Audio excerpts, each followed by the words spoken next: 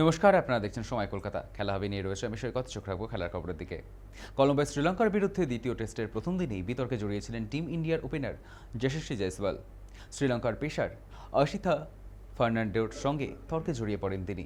এক পর্যায়ে ফার্নান্ডোকে গুঁতো মারতে দেখা যায় ভারতীয় ওপেনারকে। আইসিসি আচরণবিধির 2.12 ধারা লঙ্ঘনের দায়ে অভিযুক্ত হয়েছেন তিনি। এর আগে জুন মাসে ভারত এ দলের হয়ে শ্রীলঙ্কার বিরুদ্ধে খেলতে নেমে বিতর্কে জড়িয়ে পড়েন বৈভব সূর্যবংশী।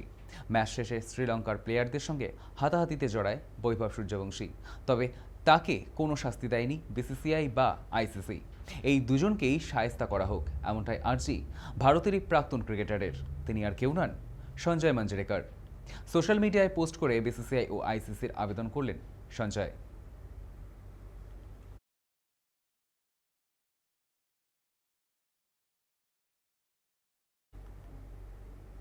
টেস্ট ক্রিকেটে 1 নম্বর বোলারের জায়গা দীর্ঘদিন ধরে রেখেছিলেন তিনি। অবশেষে সিংহাসনচ্যুত হলেন জসপ্রীত বুমরা। 1 নম্বর বোলারের জায়গা হারালেন মিচেল স্টার্কের কাছে। 2024-এর ফেব্রুয়ারিতে প্রথমবার বিশ্বের 1 নম্বর বোলার হয়েছিলেন বুমরা। তখন থেকে তিনি এই জায়গা ধরে রেখেছিলেন, কিন্তু বিশ্ব টেস্ট চ্যাম্পিয়নশিপে শ্রীলঙ্কা সিরিজের চোটের কারণে খেলতে পারছেন না। সেই সুযোগকে কাজে লাগিয়েছেন স্টার্ক। বাংলাদেশের বিরুদ্ধে দ্বিতীয় টেস্টের ভালো বল করে শীর্ষে উঠে এসেছেন তিনি। দ্বিতীয় টেস্টের 10 উইকেট নিয়েছিলেন স্টার্ক। ফলে দুধাপ টপকে 1 নম্বরে চলে এসেছেন। বুমরার পরে তিনি রয়েছেন নিউজিল্যান্ডের পেসার ম্যাট হেনরি। 36 বছরের বোলারের কাছে এটি নতুন কীর্তি। তার আন্তর্জাতিক ক্রিকেট জীবনের 15 বছর কেটে গিয়েছে। বহু বছর ধরেই প্রথম 10-এ রয়েছেন। অ্যাসেজে ভালো বল করার পর প্রথম তিনি ঢুকে পড়েছিলেন, কিন্তু শীর্ষস্থান এতদিন অধরাই ছিল। সেটাও এবার পূরণ হয়ে গেল।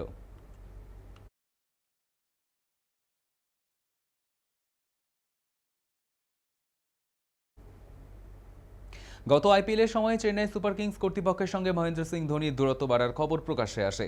সেই দূরত্ব নাকি আরও বৃদ্ধি পেয়েছে। আইপিএলের প্রথম বছর 2008 সাল থেকে চেন্নাইয়ের সঙ্গে রয়েছেন ধোনি। দেশের সফলতম অধিনায়ক তিনি। চেন্নাইয়ের হয়ে আইপিএলের সবচেয়ে ম্যাচ খেলা, সবচেয়ে বেশি রান করার রেকর্ড তাঁর ঝুলিতে। ক্রিকেট জীবনের শেষ প্রান্তে পৌঁছে যাওয়া ধোনি চান চেন্নাইয়ের সঙ্গেই যুক্ত থাকতে। অবসরের পর দলের অংশীদার হয়ে থাকতে চান ধোনি। সূত্রের খবর, ধোনি দলের অংশীদারিত্ব কেনার প্রস্তাব দিয়েছিলেন। চেন্নাইয়ের 25% শেয়ার কিনতে চান তিনি, কিন্তু শেয়ার কেনার জন্য ধোনির দেওয়া শর্ত পছন্দ হয়নি চেন্নাই কর্তৃপক্ষের। তাছাড়া চেন্নাই কর্তৃপক্ষ 25% শেয়ার বিক্রি করতেও রাজি নন। তারা ধোনিকে দলের 3% মালিকানা বিক্রি করতে চান। দুপক্ষের দরাদরির পর ধোনির 20%-র প্রস্তাব দেন। চেন্নাই 4% বিক্রি করতে রাজি হয়। তাতেও সমঝোতা না হয় নতুন করে আলোচনা শুরু হয়। তৃতীয়বার ধোনি 18%-এ নেমে রাজি হন, কিন্তু চেন্নাই কর্তৃপক্ষ 5.5%-এর বেশি শেয়ার করতে রাজি নন। দুপক্ষের দর কষাকষির পুরোটাই হয়েছে মৌখিকভাবে। লিখিত কোনো প্রস্তাব ধোনি বা চেন্নাই কর্তৃপক্ষ কেউই দেননি।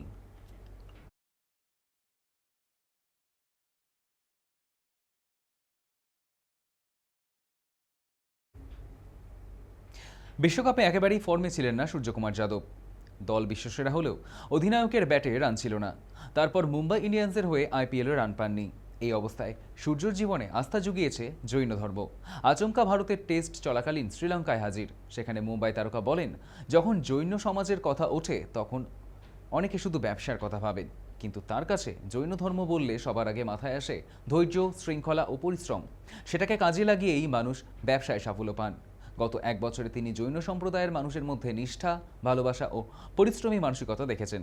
তিনি মুম্বাইয়ে একটি জৈন সমাজের অনুষ্ঠানেও অংশগ্রহণ করেন, যেখানে তিনি বলেছেন তিনি জৈন ধর্ম অনুসরণ করে চলেন।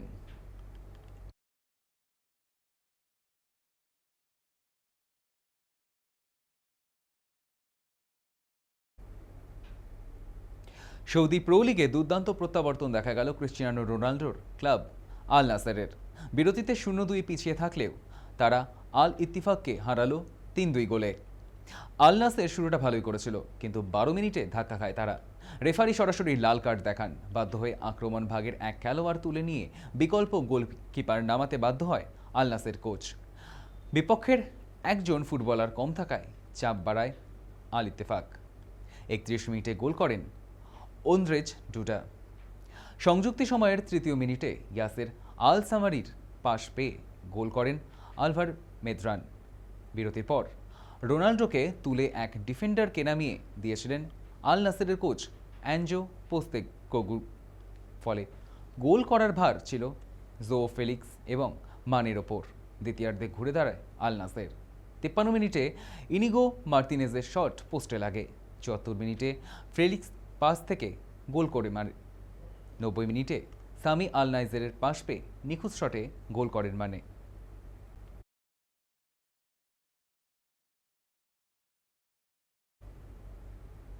খেলা হবে এখনকার মতো এই পর্যন্তই। দেখতে থাকুন সময় কলকাতা, সময় বলবে সময়ের কথা।